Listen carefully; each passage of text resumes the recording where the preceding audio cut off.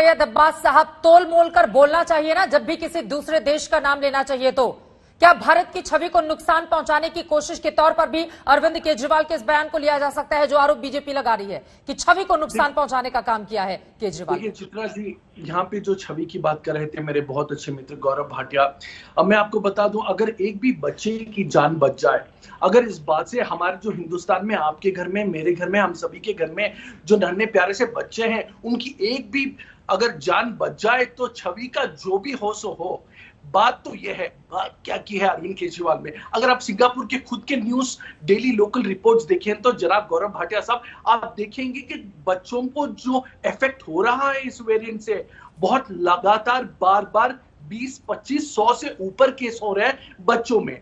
जब ये रिपोर्ट्स खुद सिंगापुर के सेंटर से आई, तभी अरविंद केजरीवाल ने ये डिसाइड किया कि भाजपा को दरखास्त करें दो मुद्दों पे। पहले तो आप कृपया करके तमाम जो फ्लाइट्स हैं सबको बंद कर दें सिंगापुर से, और बच्चों के लिए जो 18 साल से कम उम्र है उन सब के लिए आप वैक्सीनेशन शुरू कर दें। इसमें कोई बुरी बात नहीं है। ये सिंगापुर के डेली न्यूज रिपोर्ट से। उन्होंने सिंगापुर का नाम क्यों लिया और पिछले साल से ही फ्लाइट बंद है? क्या जानकारी नहीं है इस बारे में आम आदमी पार्टी को? और यहां पर विदेश मंत्री सिंगापुर के कह रहे हैं, देखिए देश की राजनीति तो छोड़िए, अगर सिंगापुर के विदेश मंत्री और वहां की सरकार की ओर से टिप्पणी की जाती है हिंदुस्तान के संदर्भ में तो वो बहुत महत्वपूर्ण हो जाता है। सैयद अब्बास, सिंगापुर के विदेश मंत्री कह रहे हैं कि राजनेताओं को तथ्यों पर बात करनी चाहिए, कोरोना का कोई सिंगापुर का वेरिएंट नहीं है। क्या वैज्ञानिक नाम उसका जो है हम उससे उसको संबोधित नहीं कर सकते हैं?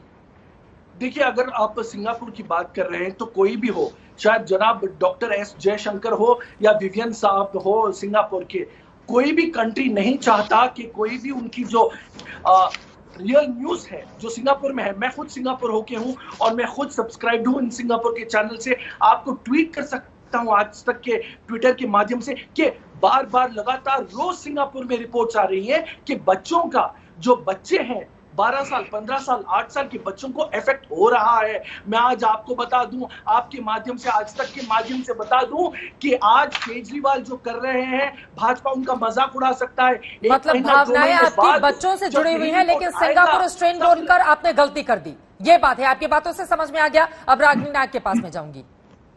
जी जी, बिल्कुल भी नहीं चित्रा जी, मैं बस ये बता रहा हूँ कि ये सही बात है, सत्य बात है। मैं बस 30 सेकेंड लूंगा, बस 30 सेकेंड। चित्रा जी, मैं अभी शो के बाद आपको तमाम लिंक्स भेजता हूँ, आपको मैं ट्वीट करूंगा और आज तक अरे मेरे लिंक्स आपको भेजने से क्या फायदा होगा?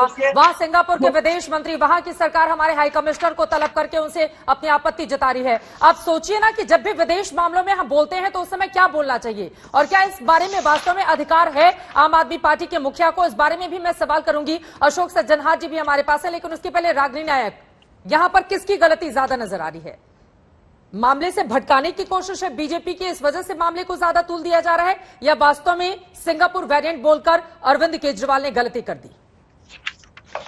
चित्रा जी, बड़े मियां तो बड़े मियां, छोटे मियां सुभान अल्लाह।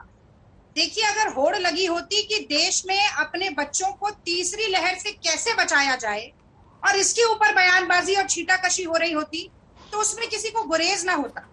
लेकिन असल में आज होड़ चल रही है कि मोदी जी कितनी ज्यादा कालिक पोंछ सकते हैं केजरीवाल जी के मुंह पे, और केजरीवाल जी कितना दागदार साबित कर सकते हैं मोदी जी के दामन।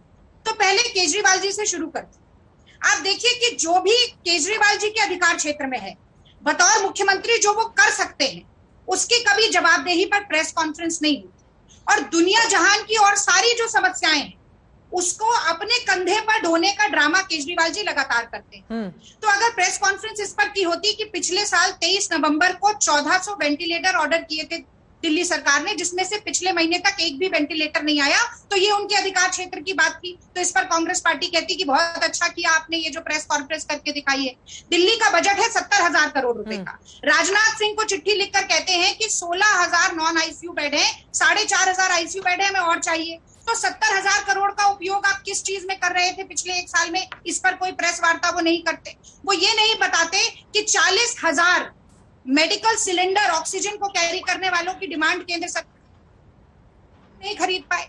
वो ये नहीं बताते कि राधा स्वामी संस्था से मुफ्त में जमीन ली 10,000 नए बेड बनाने के लिए, पर केवल 500 ही बेड बना पाए। ये सब उनके अधिकार क्षेत्र की बातें हैं। पर सिविल एविएशन पॉलिसी नहीं है, उस पर बयानबाजी करेंगे। दिल्ली के बच्चों की जान बचेगी सिर्फ और सिर्फ तैयारी से, और उस तैयारी के ऊपर केजरीवाल जी के पास एक शब्द भी बोलने के लिए नहीं।